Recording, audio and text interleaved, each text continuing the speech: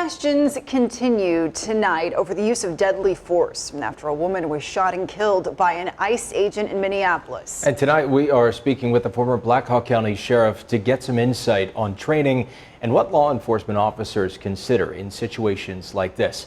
KWWL's Maria Turner joins us now live from the newsroom. Yeah, well, Luke, former Black Hawk County Sheriff Tony Thompson says while officers and federal agents are trained to assess threats and apply force in phases, each case ultimately depends on the circumstances and the evidence. I think it's way too quick to speculate. I think it's way too easy for us to armchair quarterback things in the immediacy.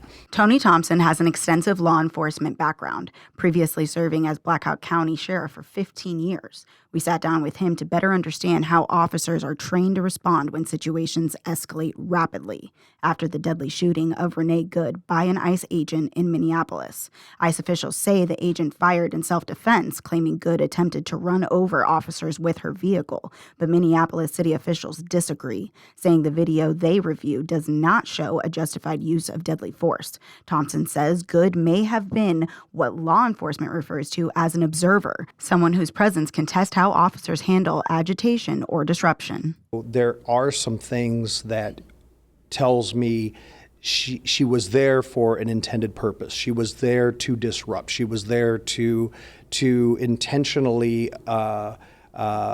create some barriers, to create some slowing of the action, which again, I think as an ICE agent, you should be trained for those kinds of disruptions. He adds that training is designed to help officers de-escalate those situations even when emotions are running high. I think this is part of your training. You know that if you're trained to deflect those kinds of situations and trained to address those kinds of situations, it shouldn't be that you immediately go to gun on a situation like that.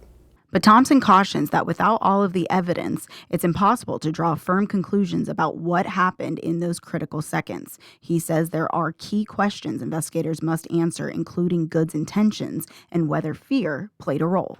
In the interim, until we have the total picture, that's just another piece of the puzzle, right?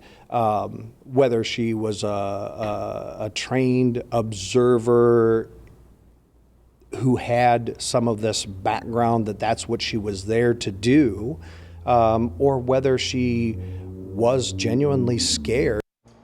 Well, the FBI has now taken over the investigation into the shooting. We'll continue to keep you updated as this developing story unfolds.